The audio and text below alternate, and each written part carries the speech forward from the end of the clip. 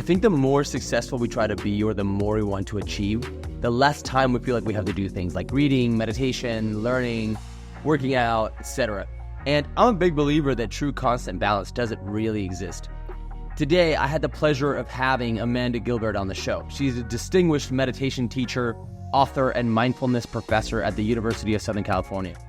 With over 15 years of experience in meditation and mindfulness, Amanda has become a modern leader in the field, dedicating her life to teaching and spreading the benefits of these transformative practices. We touch specifically on how these practices can help you be a better leader in your life, a better business person, or just simply live happier. Even if you're crazy busy and you think that slowing down for just 5 minutes sounds crazy. Amanda has shared her wisdom with diverse audiences from top corporations like NBC and YouTube to top-notch CEOs and academic institutions. Fam, if you like this show, please, truly, share it with a friend or share it on social. Tag me, hit the follow button or subscribe. It really means the world to me. If you've been here a couple of times and you really do enjoy the shows, writing a review would be amazing. It helps to keep the show alive, and you're truly being a part of this consciousness revolution that we're living in. Enjoy the show. All right, Amanda, welcome to the show. Thank you. I'm so happy to be here, excited to be in conversation, and so happy to see you. Love it. Great to see you as well. You always have such a beautiful, glowing energy and smile about you, and same thing when I met you, and so I'd love to have you here on the podcast. Excited. Thank you. Yeah. Okay, so our guests have already heard the intro about you, and so they know what you do, and I want to start the show a little bit differently than every show. So if you're out there and you're driving or you're at the gym or whatever, like just skip this part, because I would love to start the show with a little, very short meditation. And so if you're in your living room and you're watching it on YouTube, then yes, go along with it. But if you're not quite sold on meditation yet, and that's why you're listening to this episode, maybe also just skip it for now and just get to the good stuff. But for the rest of us and for me, I would love, it would be an honor for you to lead us very short, like 3 to 4 minute grounding meditation, so we can sort of ground. Reading my mindset, because that's exactly how I like to start podcast conversations. So absolutely, let's do this. And like Seb mentioned, if you are out in the world or if you are in the midst of activity, you can pause and you can revisit this portion of our conversation at a later time. However, if you do feel like this is a good time and opportunity to bring your attention inwards and spend a few moments grounding and balancing yourself, and maybe even opening the mind and the heart for the conversation that we're all going to be joining in together right now and today. And so taking a moment to allow attention to settle into the body.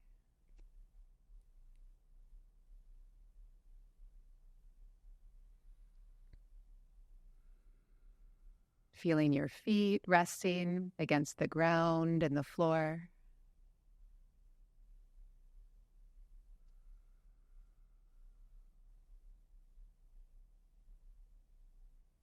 And if you happen to be sitting down right now, also bringing attention towards your 2 sitting bones resting against the seat beneath you.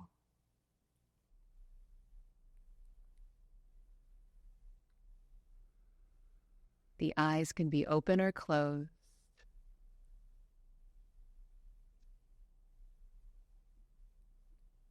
And from here, inviting your full attention and awareness to be in the body, fully inhabiting the body with awareness.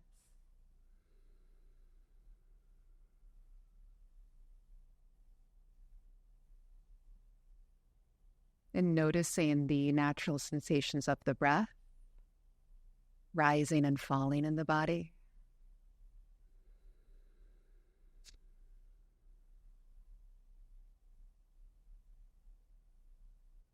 And even as sounds or thoughts come and go, notice what it's like to have attention in the sensation of the breath moving throughout the body, bringing attention into this present moment and into the here and now, really leaning into the here and now.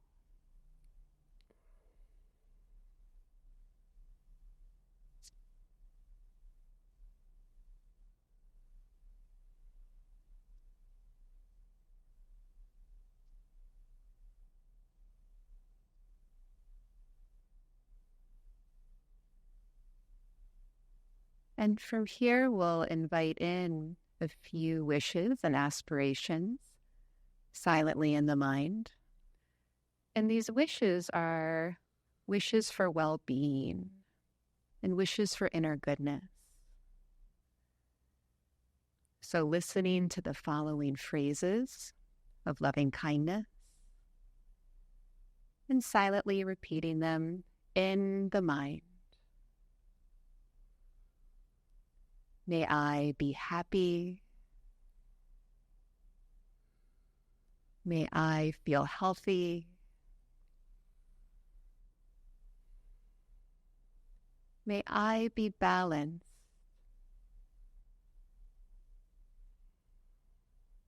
May I be grounded.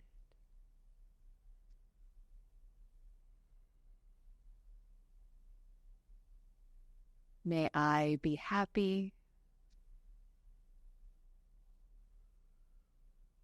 May I be healthy.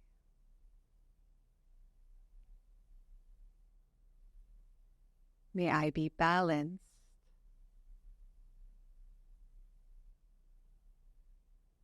May I feel grounded.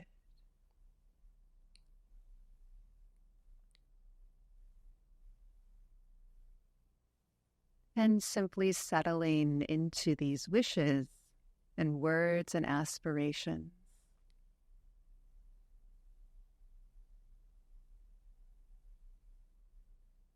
Letting them fill the mind, the body,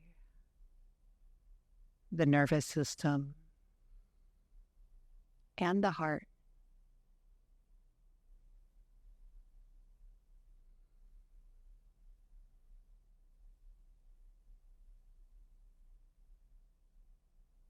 And then when you're ready, taking a nice long, deep breath into the body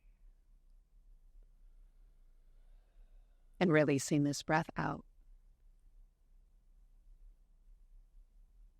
And if the eyes have been closed, floating them open and inviting in some gentle, mindful movement into the body.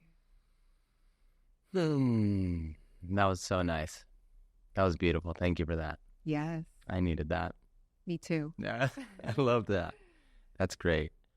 If someone that's listening, sort of the reason that they're listening is because this caught their attention, maybe in regards to whether it's the title or something about meditation and success and business and things like that, and they don't have a lot of experience with it.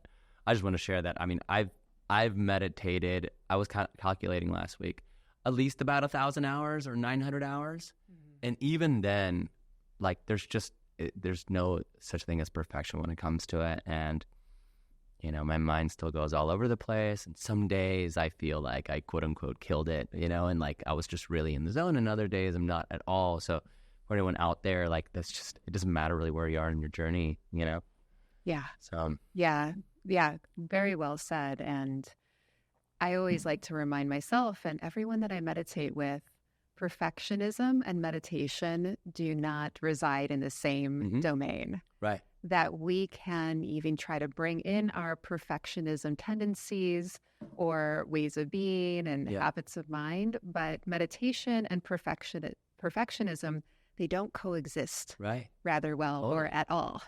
So that's really astute of you, Seb, and to also for anyone who does notice that they want to sort of optimize their meditation practice or they notice those perfectionism tendencies creeping into their meditation time, I always say, notice that and see if you can actually let your meditation practice off the hook. Like, do we not have can we allow our perfectionism to not overshadow the meditation experience that we're having? It doesn't have to be perfect, and it won't be perfect, to your point. Well, I mean, I call myself a recovering perfectionist, and so I've been a perfectionist the majority of my life, and I'm an optimizer. So, like, you're literally speaking to me. Yeah. And so I'm always trying to optimize things, and that's just like the one thing. More so recently, I went through a long period of the very first thing I do in the day is meditate, and I still believe that that's an ideal, scenario, at least for me. But more so recently, it hasn't been working for me. And for a while, I was kind of judging myself for it. I was like, shit, I used to meditate every day first thing when I wake up, and now I don't. And I started, letting that go. And, well, as long as I'm still, doing it and whatnot. And I actually wanted to ask you, so I've started doing a new little thing that I've been testing out. And I wanted to get your opinion because this is solely based on something I think is probably good for me, but I'm not sure. So I've been going to this beautiful new health center gym here on the west side, and they have a really epic sort of spa-like place in the lockers, and they have sauna, and they have steam room, and they have cold plunges and things like that. So after big workouts, I go and I spend some time in the sauna and in the steam room. And one of the things that I've been doing is that typically my body doesn't like heat. So I've sort of been training myself to be comfortable in the heat, but it is still an ongoing thing because I know it's good for me for my recovery, et cetera, et cetera. And I've been doing this meditation. I'll take my wireless noise canceling headphones and I'll leave my phone outside. And it's a meditation where I basically, it's like a future self meditation where I put myself in a place where I really desire to be in many aspects of my life, right? It's sort of this like dream-like state that I put myself in. And it's very easy when I get into that meditation to really feel great. I leave it feeling great. So what I'm doing now is I'm mixing this sort of harsh environment with this beautiful mental state, because from my understanding or my belief is that I can put myself into a beautiful mental state within the harsh external environment. So I'm sort of training myself that my body and external can be going through something really difficult, the heat in this case, while I can still put myself in this kind of beautiful space mentally. So I don't know if that's actually counterintuitive or like it's actually not good or it's good, but that's what I'm doing. It sounds like really great mind training, Seb. I'm optimizing it. Damn it. Yes, it sounds like really great mind training.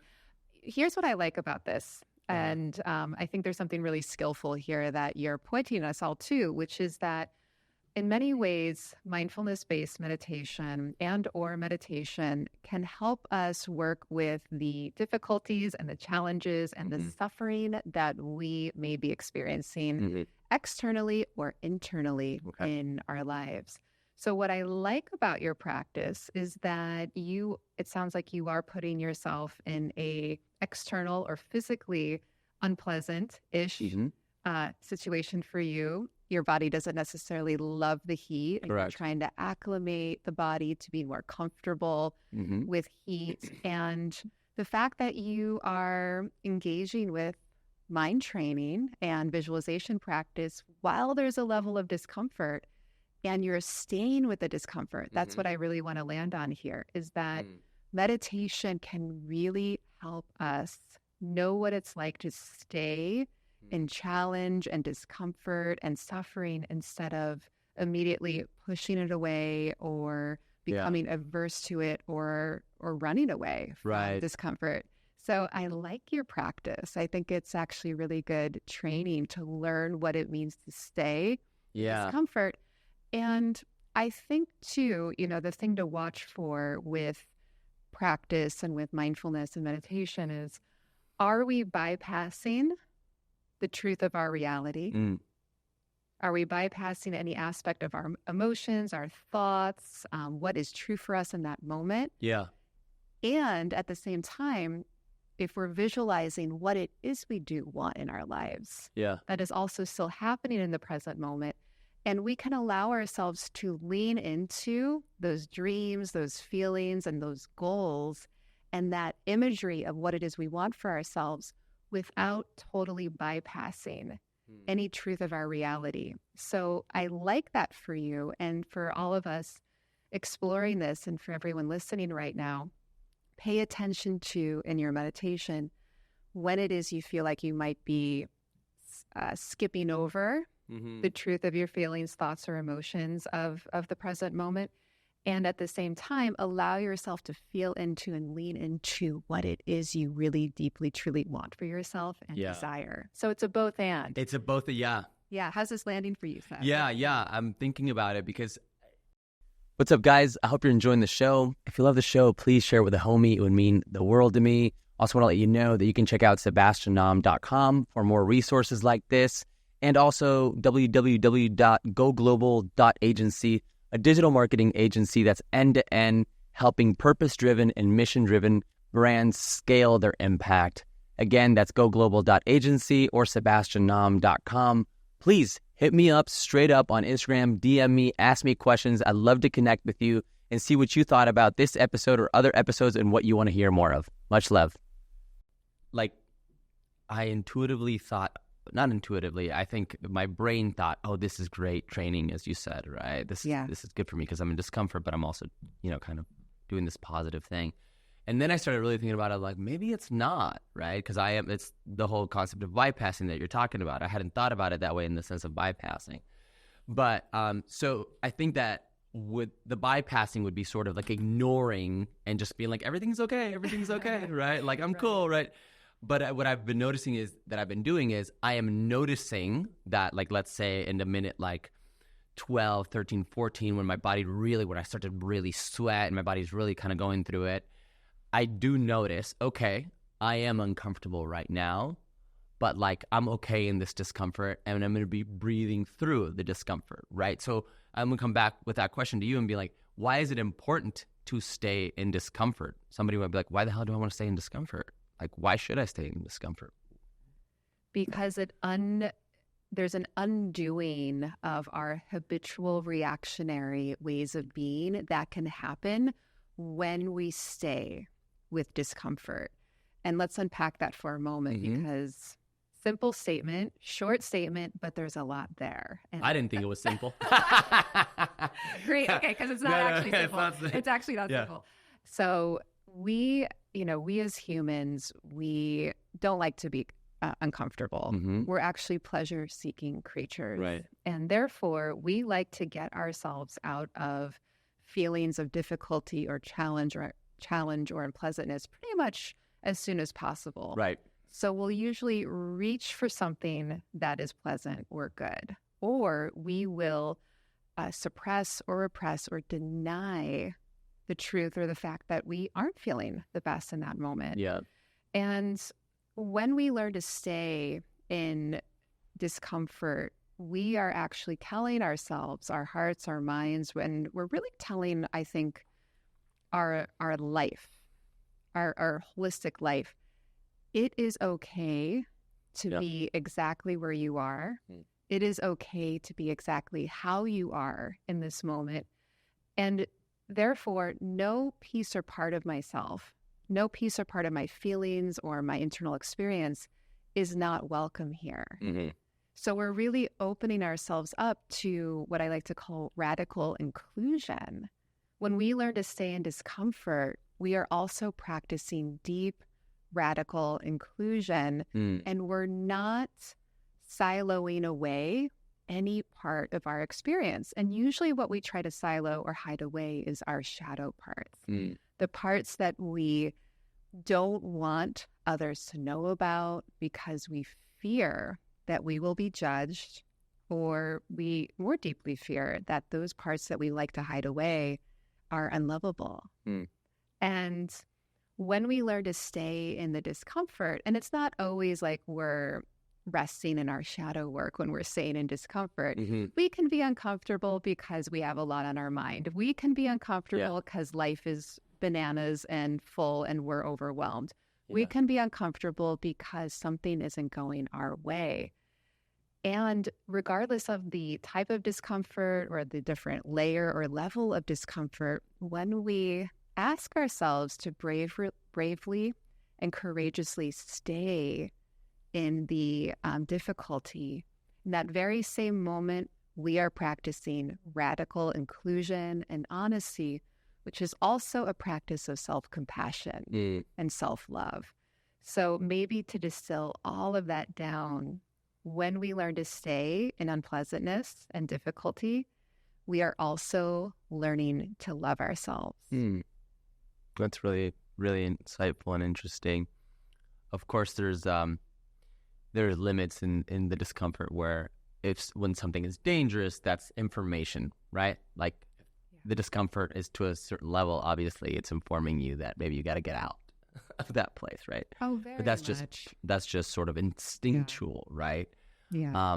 But yeah, I think the tip, like as you said, the instinct is just to get out of that discomfort. And I think it's really interesting how you brought that all the way into sort of compassion and self-acceptance. So we'll talk a little bit more about that. But I want to know, Amanda, when do you most feel chaos, internal chaos?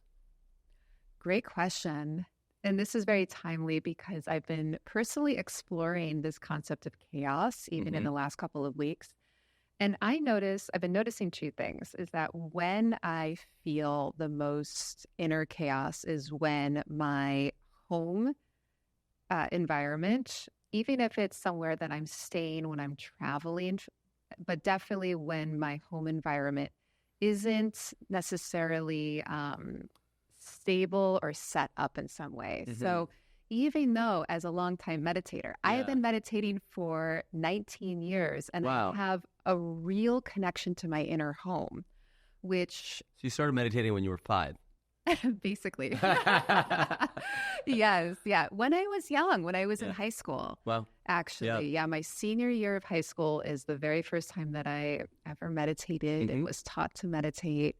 And that's a whole other beautiful story. But what I've noticed as a longtime meditator is that this feeling of inner home and inner stability and inner groundedness and a connection to my authenticity, that doesn't leave me regardless of where I am in the world, what's going on externally, or even regardless of the challenges I'm facing, that inner sense of home doesn't leave. It doesn't go away.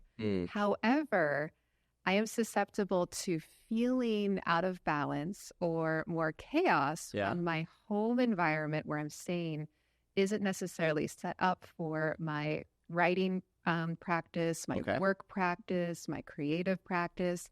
And also what will throw me off a little bit or a lot actually is when my personal relationships are a little off balance or out of whack. And that's when I feel like the element of chaos is present. And it's something to work with in practice too. What brings me back into balance from feeling that chaos or that overwhelm? What brings me back home to myself, back to that inner home? But how can I allow the inner home to mirror out into my external home environments or wherever it is I'm residing in the world, especially when we are feeling chaos and fragmented and distraction and overwhelm? So if you're traveling a lot and perhaps you're staying in places or hotels and every time it's changing and that environment isn't quite there for you, that's an example, for example, right, for you when you're feeling that, which also kind of going back to the idea of staying in discomfort, right, and kind of how you can bring that, sense of being home even when you're not home. I think, I was just at Burning Man and that was my first time. And I think that that's part of the reason I think that a lot of people also really like it and get a lot from it is because it's uncomfortable, right? And you kind of have no choice for the most part. You kind of have to get comfortable in the discomfort and different types of discomforts, whether it is the way you're sleeping or how you're waking up or whether it's, dust or a dust storm or you're not with the people you want to be. And it's just this constant thing that's teaching you, how can I be safe? How can I tell myself that I am safe in this uncomfortable environment? Yes. I think that is one of the practices of the moment for so many of us. How can I perhaps feel safe or safe enough regardless of what is going on around me? What did you find around that at Burning Man?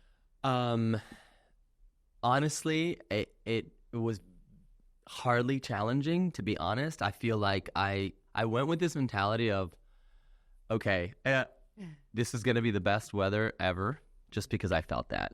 And it turns out it was the best weather in like the history of, I don't know, like, or the last 20 years or something like that.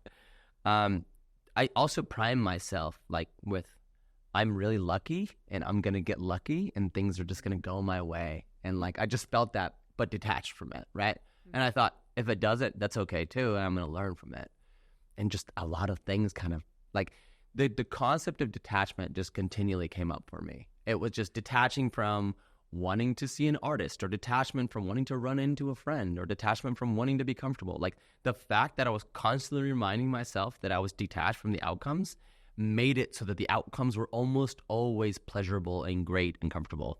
That was kind of what I noticed, you know? Yeah, well, that's really skillful, I think, is noticing how can we sort of loosen our grip or our attachment to what desired outcomes we expect or we want. We can notice that our happiness and our overall sense of well-being is often significantly higher when we aren't as fixated to our attachments and we do just let life unfold.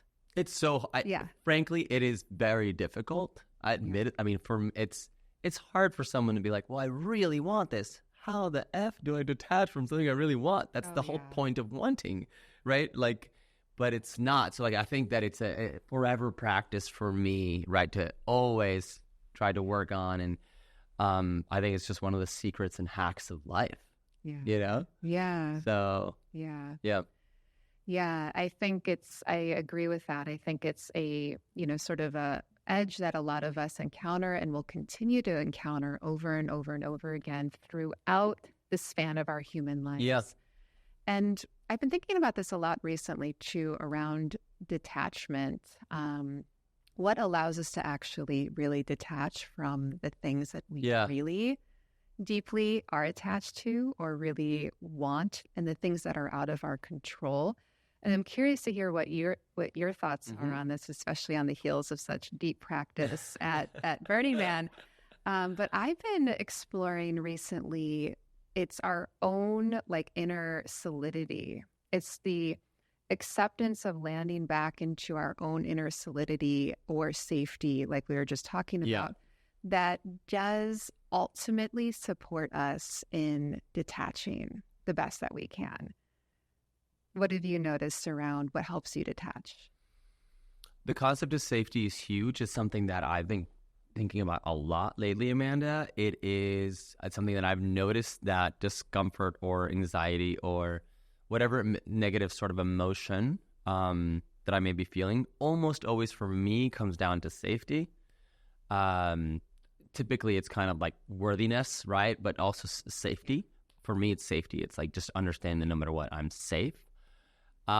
So in this case, like I'll just give you one little example, and maybe for someone who hasn't been or listening, like it may not sound too crazy, but like there was specifically one night that we were planning with a lot, like a sort of a big group of friends to have this big night that we were going to have together, and we're going to be seeing these artists, and we're going to spend all night together and all this stuff, and essentially, got lost and separated from them. And there's, 77,000 people. So the chances of running into someone are just very little. They're little to none.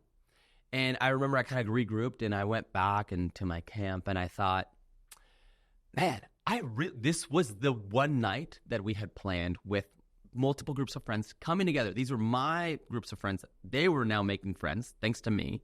And I was like so excited that we were all hanging out. We were going to do all of this stuff. We had all this stuff planned. And I realized that now, like, the chances of that happening were virtually like less than 1% because I was just not going to run into them. And so I thought, would I really desire to just randomly run into them and have this night out? But I had to fully accept that it didn't really matter, and that if I had this whole night by myself, that it was going to be perfect anyway, and something amazing was going to come out of it, and I was going to learn something. And I actually truly realized that I completely detached from meeting up with them. And I was just, 10 minutes later, I was riding my bike And I literally just heard someone, they were talking about me. They were talking about running into me. And I was like, oh my God. And then it was just this thing where we all kind of like went into this huge group hug because like they were also feeling kind of like, oh, we lost Seb. And like, this is like the night that he wanted us all to hang out. And it may sound kind of dumb, but ultimately they're talking about like the next like 12 hours of an experience that you had planned. And once I let go that it was totally fine, that I was in fact safe no matter what, that's when it actually happened. The whole previous, like leading into like, I really want to run in a minute. What am I going to do? Shit, I'm going to be alone. This is not going to how it's going to. Like that whole time I was in my head, it wasn't going to happen that way. But as soon as I released it, detached, that's when it happened. And it's just like, it happens in life over and over and over again. Yeah. And it's just like with everything. It happens with everything. It's wild. I'm telling you, it's the hack. It's the ultimate life hack. But you have to embody that detachment. You can't just be like, I'm detached now and now it's going to manifest. Yeah. Right. Yeah. So yeah, you have to be living the belief and the embodiment that you have released. You've let go. You've really deeply attached or detached from the outcomes or what it is we think that we want. And you're right. That's usually when the things will come in and come to fruition and happen. And they may not always happen in the ways that we wanted to happen originally. But after detaching and on the heels of letting go and releasing, sometimes things unfold in ways that our mind originally could not even put together or conceive of. Right. I've found that to be so true over the years, that the things I originally think that I want are not always in the highest good, so to speak, for me. So the moment I let go of those constructs is the same moment where life sort of shows me, this is actually what is also possible. Yeah. And it was beyond my wildest thoughts or imagination or dreams. It's so fun. I know some people and some friends and people, I mean, like maybe listening to me like, that is some woo-woo shit. I don't believe in it. Try it. Yeah. Like literally like just see or think about, there has to be examples in someone's life out there, even if they don't really like kind of subscribe to this, well, they'll realize like, oh, that's actually what happened. Yeah. This whole thing turned out better. And it was because I let go or whatever it was, you know, I think it's super cool. Just like this conversation we're having right now, I have I have all these questions that I want to ask you, and we're just kind of actually going along with the conversation. I'm enjoying it even more. But so sort of bringing that back to, so you have this beautiful book, which is Kindness Now. Sorry, give me the full title. Kindness Now. A 28-day guide to living with authenticity, intention, and compassion.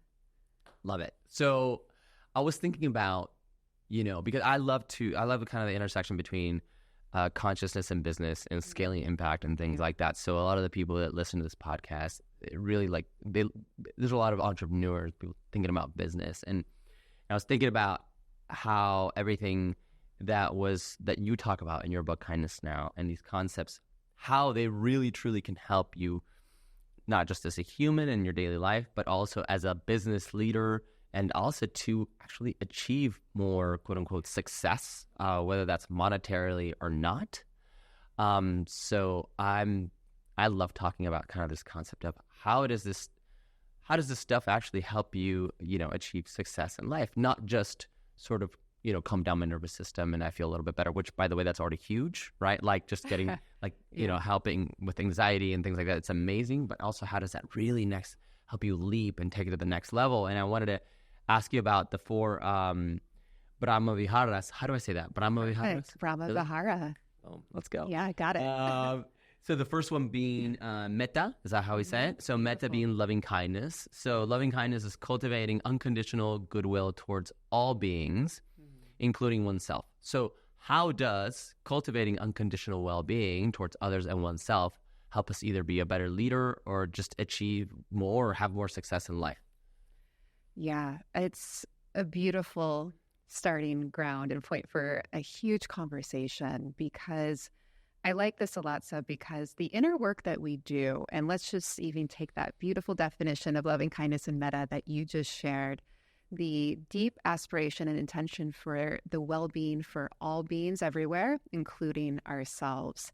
when we do the inner work of practicing kindness and friendliness and unconditional love and well-being and compassion towards ourselves, each time we train to do that, we are also training to be that way and behave that way and show up in that way in the world around us, in our lives. And so that's one way I like to actually think about meditation, and particularly the Brahma Viharas, the heart practices of mindfulness meditation. When we work with the heart qualities, each time, again, that we are compassionate or kind or empathetic or understanding or forgiving with ourselves, we're training to do that, and to do that more gracefully and more easily with others and the world around us. Yeah. So whatever it is we're developing and cultivating in our own minds and hearts during meditation is also what we are cultivating and developing, especially, I think, in our relational lives. We, in many ways, as human beings, we are creatures of the relational world. We are creatures of relationship. And when we practice non-judgment internally, when we are non-judgmental about our own inner critic or our own negative self-talk, we can also at that same moment be less judgmental when we see others maybe being or behaving in a way that we would initially maybe judge or have a reaction to. So the more we're actually able to cultivate both mindfulness, yes, but also the heart practices of loving kindness and compassion in our own inner world, we're more able to easily extend that outwards in our relationships.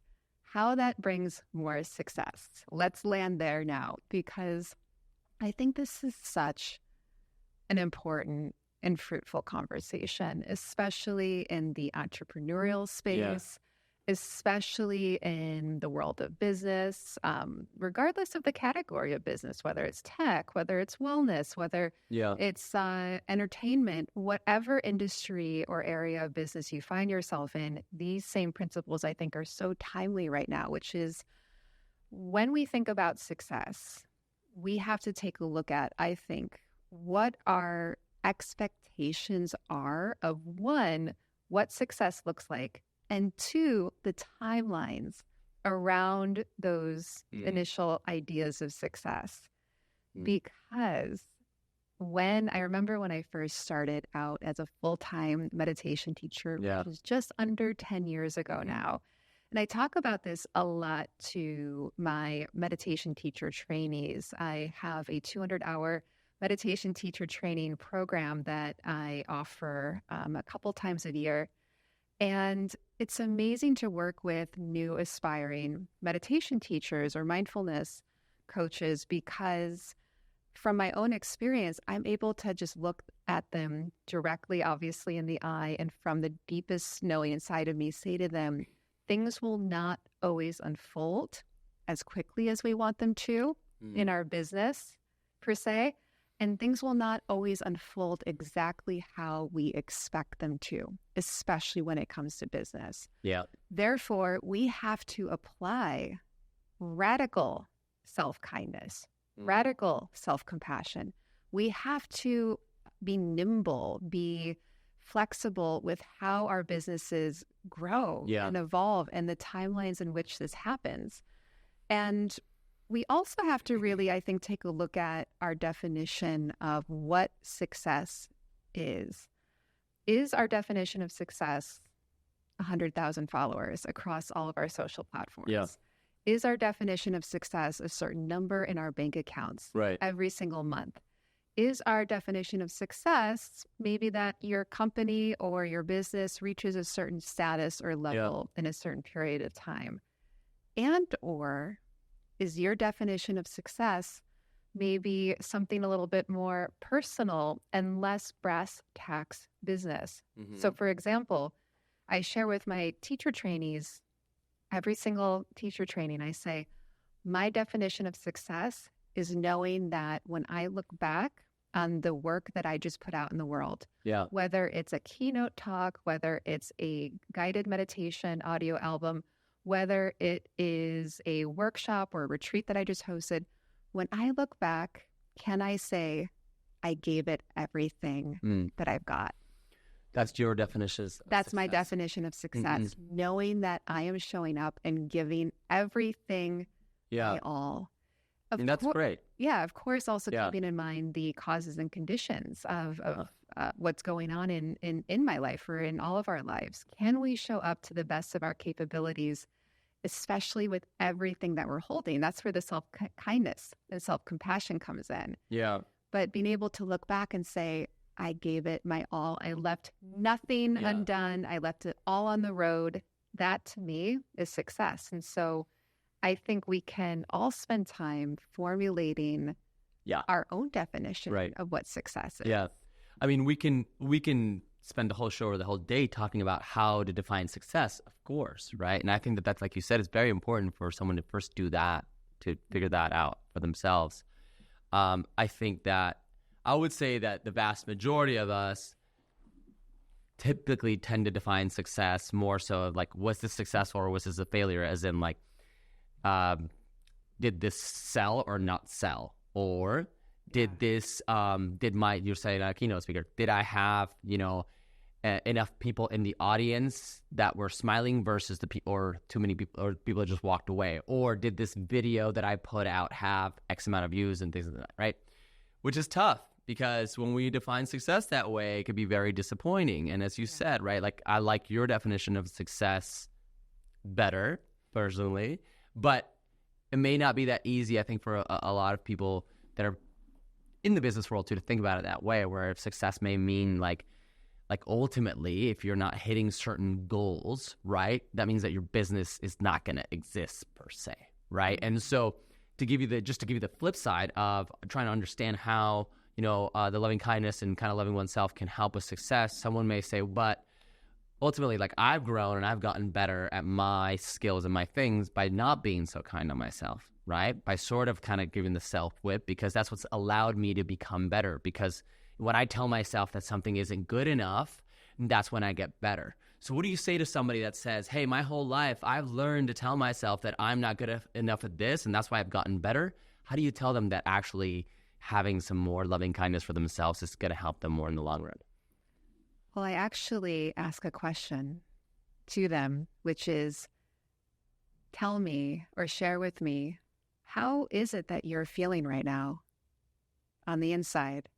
When you say that, when you share that with me, I've gained my success by being my own harshest critic. I've held myself to really high standards. And I ask a question around, well, how are you feeling right now? Probably exhausted. Most people would probably say it's exhausting. Exhausting. It's tough. Tense.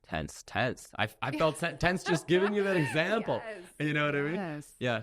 Yes. And so because that's usually often what's really going on the inside, there's tension, there's exhaustion, there's maybe even precursors to burnout. Yeah. I will often then I'll say, well, that can work in the short term. Yeah. But what about the long term? Yeah.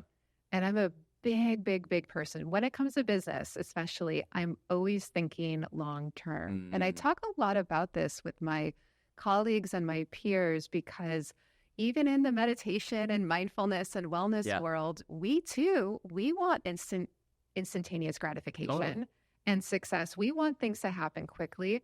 And at the same time, when we make decisions, especially when I've made decisions business-wise that are actually with the long-term effects in mind, how will this affect my business or my brand 5 years from now or 10 years from now? That has actually allowed me to be, I think, a little bit more spacious in the moment. And so I would say to those who do feel like they get a lot of success from driving themselves really hard, I would say that notice what it's like to invite in spaciousness first and foremost around decisions that you're making, especially if kindness and friendliness, like self-kindness and self-compassion, feel far away or out of reach. Like you don't think that'll really work for you in reaching your business goals, etc. What is it like to invite in a little bit of space instead of just driving from one thing to the next, trying to hit the next mark, the next mark, the next mark. When we invite in spaciousness, even as a precursor to kindness or compassion, you might notice that there's less tension. Yeah. There's less turmoil. There's less exhaustion. There's less stress in the moment. Yeah, I think the spaciousness and just sort of driving that to a literal, like literally having space, like taking time in between or allowing more space in the day to not be driving and not be doing.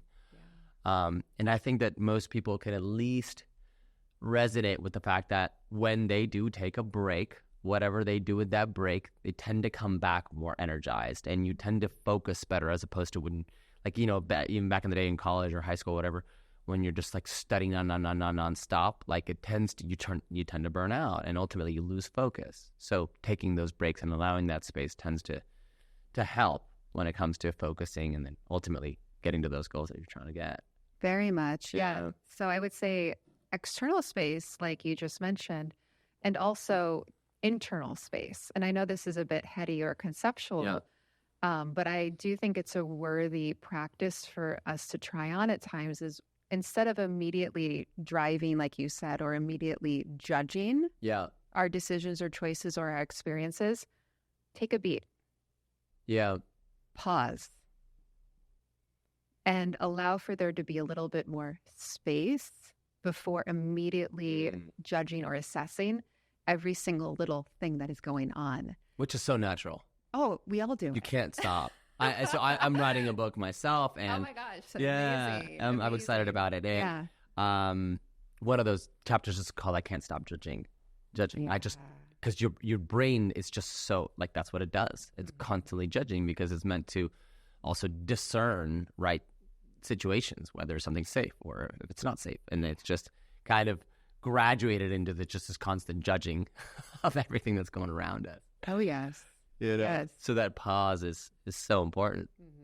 Yeah, and the inner space and the pause, and especially self-compassion, these are all beautiful antidotes to the judgment mind. So the more that we can work in these qualities, like you were just saying, pausing, adding in more spaciousness, noticing the space between the stimulus and the response, which is usually the trigger and the judgment, the more we can rest in that space, and then maybe even add in a layer of kindness or compassion, the more we are actually working with the judgment mind. We're like undoing the conditioning and habit of judgment mind each time we pause, rest in that space, and then maybe invite in the qualities of the heart.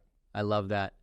It's something you just said right there actually just triggered a thought, which was the space between, and just sort of just a quick note on what we were just talking about Burning Man. If you were to ask me what my favorite part of Burning Man was actually the in-betweens. So it was always the in-betweens. It was the going from one place to the next, more so even than the actual things themselves.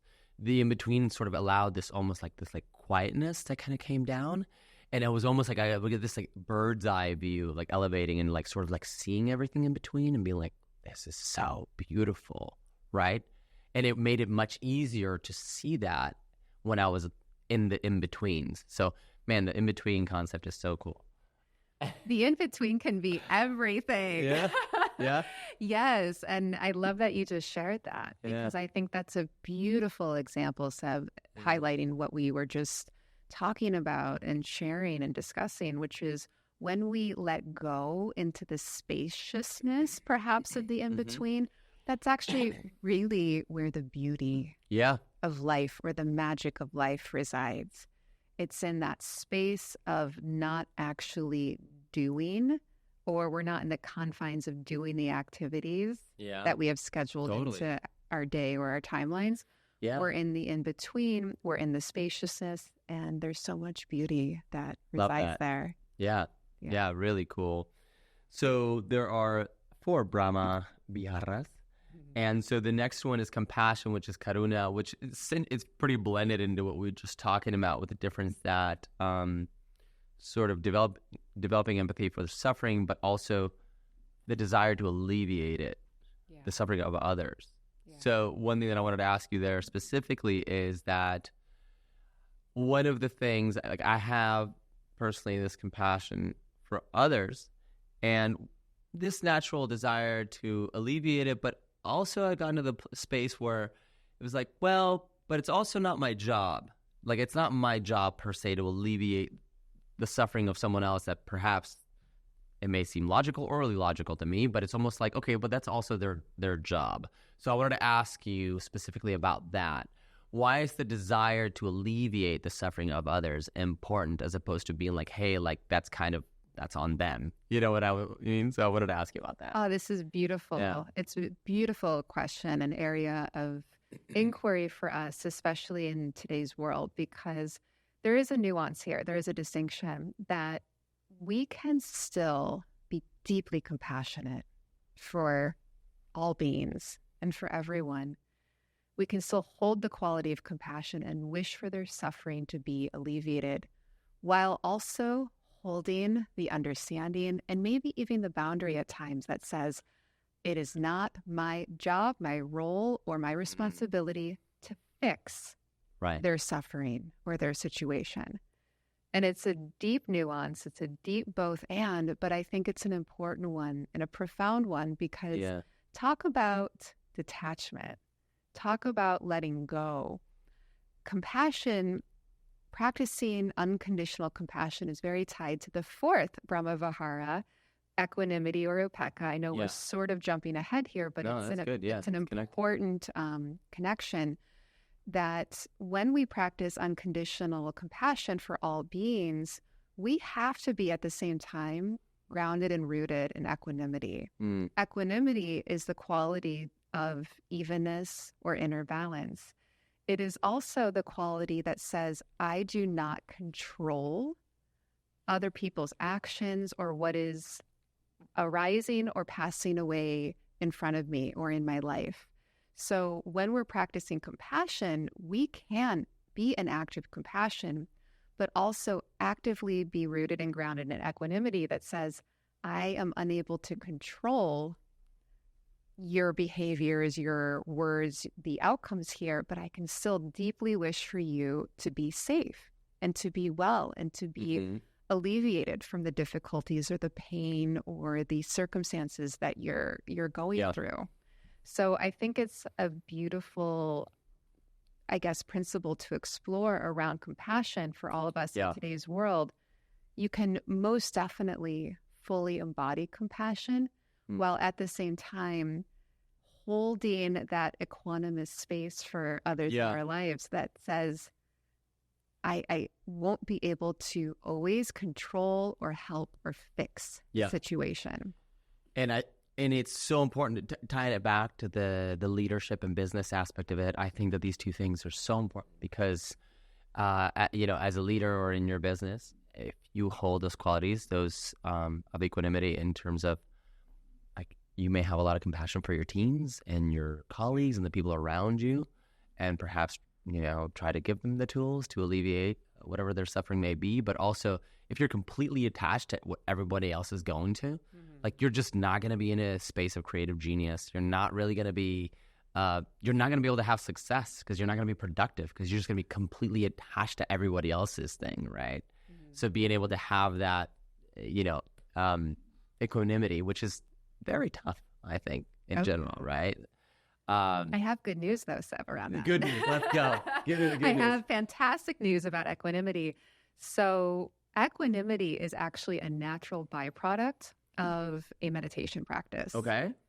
And I'd love to just quickly drop this in because it's something that I think when we talk about equanimity can be very, very cerebral. It can be conceptual. Right. I remember for years as a meditator, I was like, okay, I know these definitions of equanimity, but it wasn't until I actually began to feel equanimity did I really be able to understand it. But what helped with this was understanding that in our basic meditation practice, the meditation that a lot of us do for 5 minutes or 10 minutes or 20 minutes a day, that when you bring your attention back into the present moment, when you bring it back to the breath, to the body, maybe you're working with words or phrases that you're repeating in the mind, when you bring your attention back into the present moment and you do that over and over and over again in meditation, that is producing natural equanimity. Interesting. Because you're creating evenness of mind and stability of mind.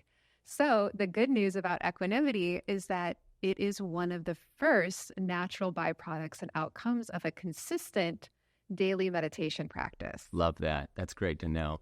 Because I also think many people may judge equanimity as sort of like not giving a shit. Yes. And just kind of being like, cool, whatever. I don't care about anything. Right? That's not it. And that's why we combine the compassion into it. And I love that you combine the two. And so the third one, which is the final one that we haven't talked about, which is mudita, which is sympathetic joy. So rejoicing in the happiness and success of others. And this is interesting because for me, I've been playing a lot with the concept of collaboration and non-competition.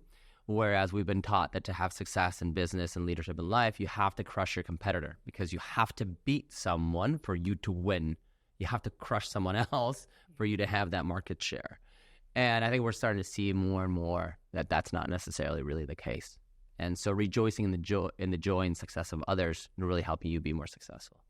I love that. I love that, Seb, because I agree with you. I think competition is done. I think it's over. I think we're in the era of collaboration and connection and support. And mudita, or sympathetic or appreciative joy, is the heart quality of mindfulness meditation, which allows us to actively practice this rejoicing for other people's happiness and success and well-being. And what's really cool about mudita, and I talk about this a lot these days, is that mudita also helps us with these common modern ailments of jealousy or comparing mind, or it also helps with the judgmental mind. Yeah. Because when we might see somebody else attaining something that we really want, usually what will happen is we go into comparison mode. Usually what will happen is the mind starts measuring, they have a little bit more happiness in their relationship. The comparison mode is so hard for me to let go of. Yes. Let's be real. Like as a creator, because you're trying to find inspiration and not compare. It's really tough, right? So whether you're like, if you're, an athlete, you kind of do the same thing, right? You're looking at who are the best of the best because I want to be doing that. But then you're also comparing. It's so tough not to compare and be inspired by what you're saying. Completely. Yeah. And so I invite all of us, everyone who's listening, you and I too, Seb, I practice this all the time. Yeah. The moment I notice my comparison mind kicking in or there's that inner voice that says, I want what they want. Yeah. Or, I don't have what they have. Right. The moment I notice that arising, I practice mudita. And you know what I say silently in the mind? The mudita phrase that I repeat on the spot in that instant is, your happiness makes me happy. Your happiness makes me happy. How do you embody that? How do you truly believe it? Do you repeat it enough to where you believe it? That's one of the aspects of the heart practices of mindfulness meditation. And what Kindness Now is really about is that sometimes with these heart qualities, whether it is kindness or compassion or sympathetic joy or equanimity, we have to almost repeat these intentions or these practices in the mind until we feel it in the heart and the body. And that's normal. That is a very... like a fake it till you make it type situation, but not... I mean, I know that's kind of... the meditation edition. Yeah, exactly. Yes. Exactly. Yes. And the principle here, I won't get into it too much, but just for the comprehensive understanding for ourselves and for our listeners is that the traditional phrase for this is actually called chitta in Buddhism. Chitta. It's chitta awareness or chitta consciousness. And really, chitta awareness and consciousness means mind, heart. Chitta is translated into the words mind, heart. So we're working with mind, heart, consciousness or awareness. And when I'm practicing mudita, for example, and let's say I see something on Instagram, for instance, where somebody I know is having like a huge moment of professional success, and there's that little bit of like closing down in my heart where I'm like, oh, what about me? Or I want that too. Or I'm not like, good enough, or I'm not as good as them. Exactly. Yeah. The moment I notice that and I repeat, your happiness makes me happy, your happiness makes me happy, I can notice that by having that instilled in my mind, within a few repetitions, I begin to feel it in my heart, and I begin to feel it in my body. And therefore, I'm actually embodying that transformation of the spot that says, actually, I am really happy that you're having that moment of success, and you feel it. Yeah, that's great. That's a great practice. I'm gonna definitely be practicing that. And the really ironic part is that you also don't even know if they're actually happy about it, because you don't really know what they're going through, right? So that's another thing where we compare ourselves to people that may be completely hiding a depression, and you're just seeing this sort of outside success metric, whatever it is, and you assume that they're living what you think is the best possible life in the world, and they may not be. So that's another thing too, I think, just as a reminder, not that should make you feel good that they may not be happy, just simply as like, hey, you also don't really know. Like, it's really about your own experience, right? And then wishing them well as well, and then wanting them to be happy. I love that. I'm going to implement that. Your happiness makes me happy.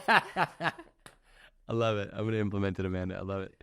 So you've worked with companies like NBC and YouTube and implementing your practice with them. What do you see is sort of the most common challenge that people in big corporations or leadership positions, are going through in general? And how do you alleviate that? So, gosh, that's a really big and good question. I think a common challenge right now is giving oneself. So especially if you're a leader or if you're a team member working in a bigger team, giving oneself permission to take care of one's mind and emotional body and your physical body. So, for instance, I noticed that in a lot of my mindfulness in the workplace sessions these days, there's a little bit of uneasiness about even coming to the meditation at first because everyone's in production mode. They're in doing mode. And there's almost like this unspoken concern. Should I be here? Is it okay for me to even be here for a 20 or 30-minute meditation that is in my work schedule? Crazy. Yes. Everyone, quote unquote, is going. Even my boss or my higher up or my manager is going. But there's still this like intrinsic concern. Is it okay that I'm here? Will I be viewed differently because I'm taking time out to... Well, you're stopping productivity in front of your superior, per se. It's got to be an uncomfortable situation. Exactly. Yeah. So a lot of my work, especially when I first start working with workplace groups, is to address that, acknowledge that, and also give everyone the collective comfort that this not only is okay because we're all here, it's in your work schedule, but more deeply, this is going to add to the creativity in the work culture. This is going to add to the productivity in the work culture. And the more that we actually take care of ourselves individually as leaders or as team members, the more our company culture actually flourishes in the long run. Yeah, absolutely. I love that. Is there a specific example that you have where mindfulness significantly shifted a professional outcome that you have, that you're like, oh, like because I slowed down or I did this practice, did this or that, actually shifted this professional outcome or business outcome that I had in my life, or that you saw someone else? You're like, my whole life, you're like literally everything. Yes. Yeah. Well, what comes to mind is that because the fact that I am a meditator first and foremost, I do practice the principles of mindfulness on the spot all the time. I mean, I'm not mindful 100% of the time. Right. Nobody is, unless you are a monk practicing on the top of a mountaintop in the Himalayas. But I really do aspire to bring these principles of mindfulness and kindness and compassion into every single area of my life and everything that I do. And I think what I notice is that it really allows me to be so much more gracious and forgiving with things going my way and things not going my way professionally. So we were talking already a lot about timelines and expectations and definitions of success. I can remember when I first submitted my book proposal for what ended up being Kindness Now, it wasn't accepted in the version that I first submitted it in. And so therefore... Did you already have a book deal? I hadn't had the book deal yet. Okay. I got the book deal, but it required me to resubmit the proposal after working some areas of the proposal out. And that pushed the quote unquote timeline back by, 6 months, 12 months. Yeah.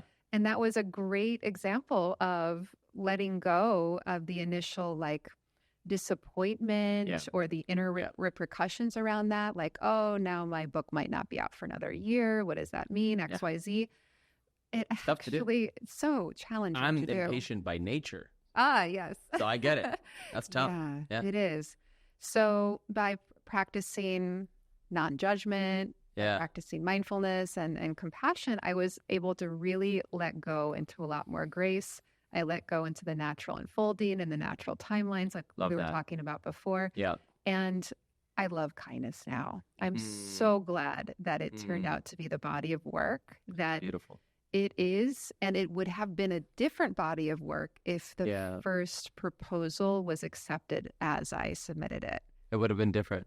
Yeah, different body of work. Well, congratulations on that. That's beautiful. Thank you. So glad. So beautiful. I'm so happy that for your joy and just the feeling of being really, truly proud of something is it's so cool and so beautiful. It's something that's really bringing value to people. That's amazing. And you have this scientific background, right? So how do you bridge the science behind meditation? There's so much science behind meditation now. How do you bridge that to the experiential? Because ultimately it has to be an experiential thing, right? But a lot of people love to understand that there is science behind it. So is that something that's a challenge, or is it just something that's kind of a natural thing to bridge that? Well, I think that's part of our work as meditation teachers in today's world, is to understand that for a lot of meditators and a lot of our community members and audience, they need the science. We need the science, especially in the Western world, because when we hear the science, we also instantly gain and derive more confidence and more trust in these ancient, timeless practices. But if we don't have that sort of trust and confidence in these ancient, timeless practices, then the science actually puts the mind and the judgmental mind more at ease. Yeah. So the science is imperative in today's world, especially as you're sharing or talking about meditation. And because I do have a background in studying mindfulness, meditation, and stress reduction, I've co-authored scientific publications on mindfulness and meditation. One of the things I've noticed, which is really fun, and I also share this with my teacher trainees, is that the more that we can humanize the science of meditation, the more I notice it lands. So what I like to do actually is I will take one of my favorite scientific studies on meditation, and I'll take a look at who the authors are. I'll take a look at the groups of participants they studied. I'll take a look at where the study was held, how it was conducted, and I'll storytell the scientific research, and I'll storytell how the research was conducted and the outcomes, which then led to the scientists discovering the outcomes that they did. So I think it's also how you share the science of meditation, which can lead to more impact, because if you're just putting up scientific citations on a PowerPoint slide and you're trying to share the science of meditation from that place with a workplace group or just a public audience group, it might not land. Totally. Storytelling is so important. Right? As human beings, there's something about when someone's like, let me tell you a story. All of a sudden, your guard goes down. You're not trying to sell me on something. You're just telling me a story, right? And it's so important to be able to storytell around the science, because now if you told me a story where now there's also science behind it, now I'm like, okay, my guard went down, and now I also believe you because there's data and stats behind it. So now I'm way more likely to just go ahead and go with it and trust it. And if I'm already trusting it and believing in it, it's going to obviously help it actually work. because now I'm already believing in it. So completely. yeah. It is really the biggest antidote to skepticism and doubt. Yeah. Absolutely. So, okay, kind of wrapping up here. Some people are listening to this and being like, you know what, Amanda, like, this is all cool. I believe you. There's science, there's practice. I can be more successful in life. I can make more money. I can, whatever it is, I can be more fulfilled. But I just don't have the time. People say that all the time. Yeah. What do you say to people that say, I just don't have the time? You just don't understand because I've got this and that and these 3 kids and this many jobs. How do people make the time that don't have the time? So a very, very quick story. Start down immediately. Yes. So I had the immense honor and pleasure of working with a one-on-one client years ago. And this client was and still is a CEO of a huge global company and firm. And when I first met this student, we had our first meditation session. We went over the what and the how of meditation. He said, well, I want to learn how to meditate, Amanda, because Oprah does it and Sir Richard Branson does it. And all of these mentors of mine and peers and people that I look up to, they all meditate. So that's why we're here. That's why I want to learn how to meditate. At the end of our very first session, he goes, okay, great. Thanks for teaching me how to meditate. This was wonderful. We're all good to go, right? And I looked at him and I said, well, there is something else I need to share with you, which is in order to get all of the outcomes that we just discussed and that you said that you want, the very reasons why you wanted to learn how to meditate, you have to meditate consistently. There has to be a consistent habit of meditation that's formed. And the look that I got was one of like, what? I thought it was just one and done. Are you serious? One time. Okay. And then they proceeded to pull out their phone and show me their daily schedule. Yeah. And I kid you not, this person was literally and legitimately booked from 4 a.m. Oh my God. to 7 or 8 p.m. at night. Oh. They were traveling out of the country sometimes once or twice a week. Yeah. And when they asked me, they said, how do you expect me to have time to do this, even for 5 minutes? It was a moment I was like, well, for me too, how is this person going to carve out even 5 minutes to meditate? So here's what we did. Here's what I said. I said, well, we just spent the majority of our first session discussing the very, very deeply important reasons of why you wanted to learn how to meditate. Now knowing that to achieve or to experience those outcomes and those benefits, you do need to form a consistent daily meditation practice. I want you to explore and play with what is it like to meditate and carve out 1 to 2 minutes of meditation to start with a day. We're starting so small here. Yeah. It was almost like a personal challenge. Totally. I said, start with 1 or 2 minutes. Yeah. And then just let me know how it goes from there. Yeah. Fast forward 6 to 8 weeks into us continuing to work together. Each time I checked in with this student, I said, just in a very open, spacious, non-judgmental way, I said, how's your daily practice going? And week by week, they were so excited and happy to report that when they made meditating to start with for 1 to 2 minutes a non-negotiable, when they did that, they actually realized that they had 5 minutes to meditate. Yep. Then when they had 5 minutes, they actually realized, oh, today I have 6 minutes. Yeah. Actually, today I have 8 minutes. Yeah. By the end of 6 or 8 weeks, or by the time we reached 6 or 8 weeks, this person had naturally bumped themselves up to an 18-minute-a-day meditation practice. Yeah. And what they found was that when they realized they actually did have even a few minutes or they had the time, they wanted to meditate more. Totally. So I share that story for those who really say and feel that I don't have 5 minutes, I don't have 2 minutes, I have too much going on. I say prioritize 1 to 2 minutes, make it a non-negotiable, and let meditation do its thing. Totally. I love that. I learned that myself, that when I got sort of quote unquote learned to meditate outside of doing guided meditation, which I think is very important. For me, the easy way to learn is with guided meditations. When I learned my own meditation techniques and I just kind of let it be free, I started realizing that I started having these natural sort of like 22, 25, 30-minute meditations and I was like, wow, I can't believe I just meditated for 30 minutes. And it was because it was non-guided, and I was kind of and I was enjoying it, and I was just so deep in it, and it's just so beautiful. And it's kind of similar to like when somebody really wants to exercise, but they don't want to, they don't want getting to the gym and all that stuff. Like once it's like, why don't you just go work out for 5 minutes? Like once you're working out for 5 minutes, you're working out for 10, and once you're working out for 10, it's long, and so on. And now all of a sudden you realize you're addicted to working out for an hour and you love it, type thing, right? Yes. So yeah, it's starting small is so important.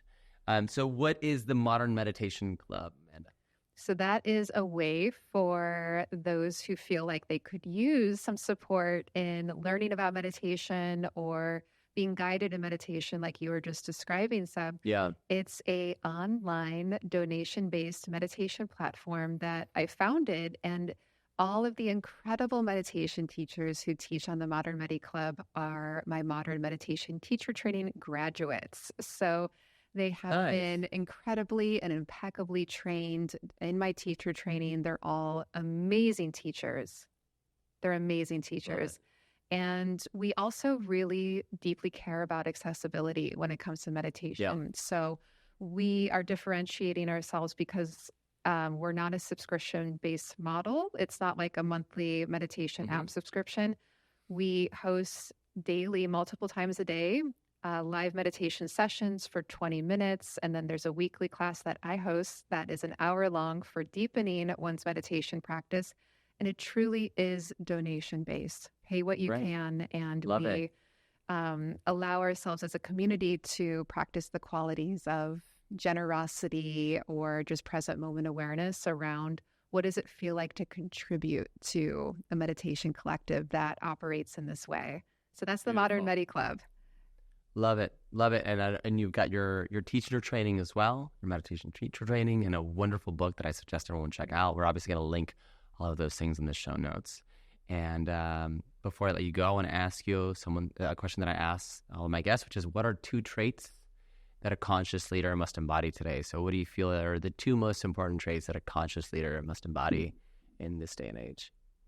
Integrity and compassion.